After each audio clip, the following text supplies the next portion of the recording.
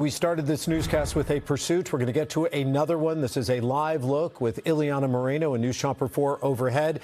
Eliana, we understand right now you may still be in Baldwin Park, and this pursuit involves a shooting suspect.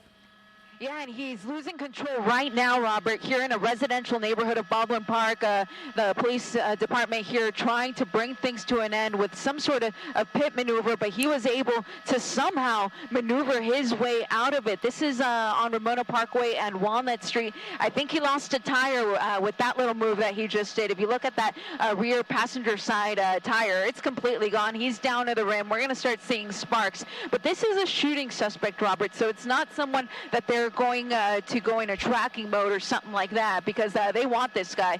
This is a pursuit that we heard about when we were on that other chase, but unfortunately the police department had actually lost him for a little bit. They found him again. It's an older model white pickup with stuff in the back, and as far as we know, it's just the driver. But again, wanted in connection with the shooting. At this point, we do not know any details about the shooting and when and where that took place, or if anyone was actually struck, but the police pursuit continues here on surface streets in the Baldwin Park area.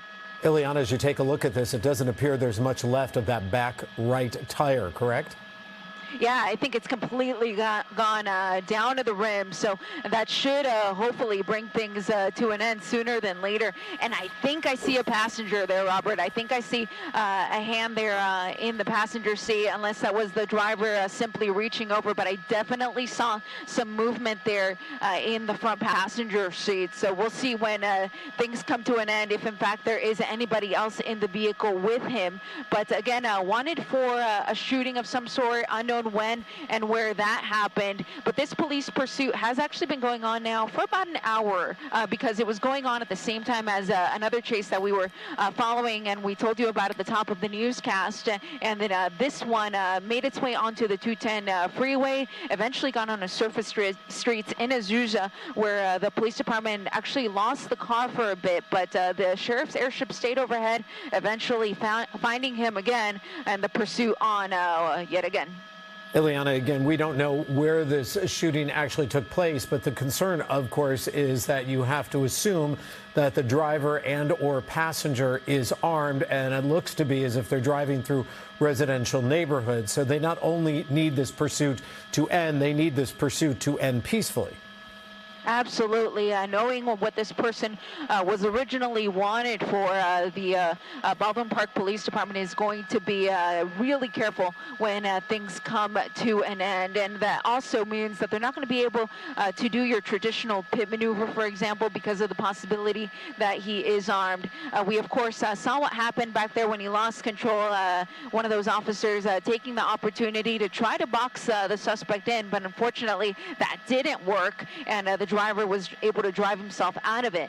Now, because he's not going that quick on some of these streets, that's why the vehicle is still able to continue. But as he starts to trek along faster, we're going to see sparks start to fly from that rear passenger wheel. But I don't know that we're going to get that far, because the driver is out of the vehicle. He's going to let it continue rolling. So that tells me there's likely nobody else inside, and he's running for it here on Walnut Street into a residence. Who knows if he even knows the people that live in this home, but he is down on the ground. Officers tackling him 3-1 here. No way he's going to get himself out of this one. Thankfully, that ended as well as it could have, Robert. They're struggling with him a little bit. He's not fully complying here, but he's down on the ground and going to be in handcuffs here shortly. They'll, of course, also bring in the police canine in case he were to somehow get out of this situation and start to run again, but that's not going to happen.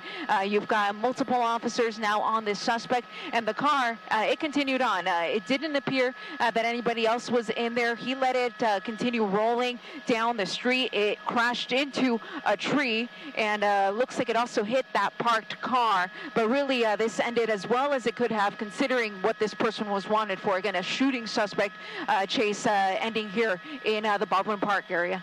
All right, Eliana, we're going to let you go. See what you can find out about the victim in this case and if they are okay, as we see that this pursuit has come to an end. But I'm not sure that there's not someone still in that car, right?